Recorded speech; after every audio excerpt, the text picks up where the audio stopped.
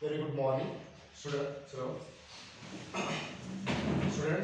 NMMS examination 2024-25 ಇದರ mock test ಅನ್ನು ಇವತ್ತು ಕಂಡಕ್ಟ್ ಮಾಡ್ತಿದ್ದೀವಿ.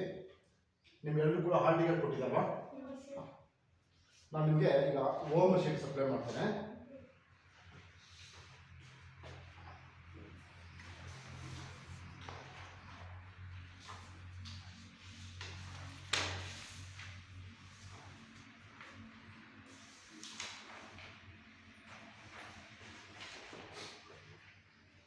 ನೀವು ಫಸ್ಟು ಹೋಮ್ವರ್ಕ್ ಶೀಟ್ನಲ್ಲಿ ಸ್ಟೂಡೆಂಟ್ ನೇಮ್ ಬರೀರಿ, ರಿಜಿಸ್ಟರ್ ನಂಬರ್ ಬರೀರಿ. ರಿಜಿಸ್ಟರ್ ನಂಬರ್ ನಿಮ್ಮ ಹಾಲ್ ಟಿಕೆಟ್ ಇದೆ, medium of instruction English, signature of the student ಕಾಲಮ್ನಲ್ಲಿ ಸಿಗ್ನೇಚರ್ ಮಾಡಿರಿ.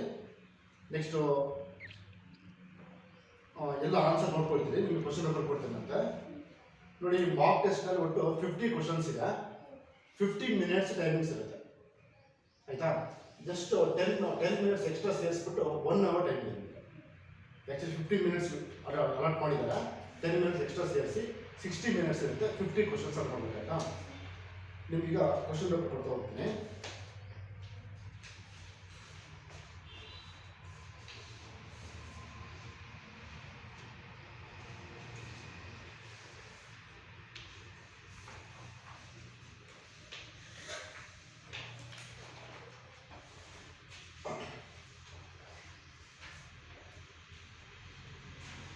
ಫಿಫ್ಟಿ ಮಿನಿಟ್ಸ್ ಇದೆ, 50 ಕ್ವಶನ್ಸು.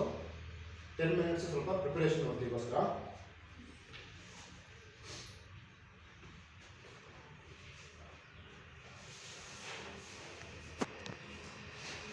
ಸೊ ಈ ರಿಜಿಸ್ಟರ್ ನಂಬರ್ನ ಬರೀಬೇಕಾಗುತ್ತೆ.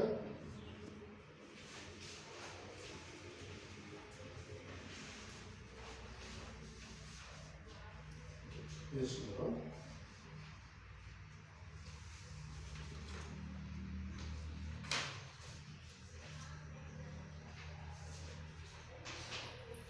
Register number.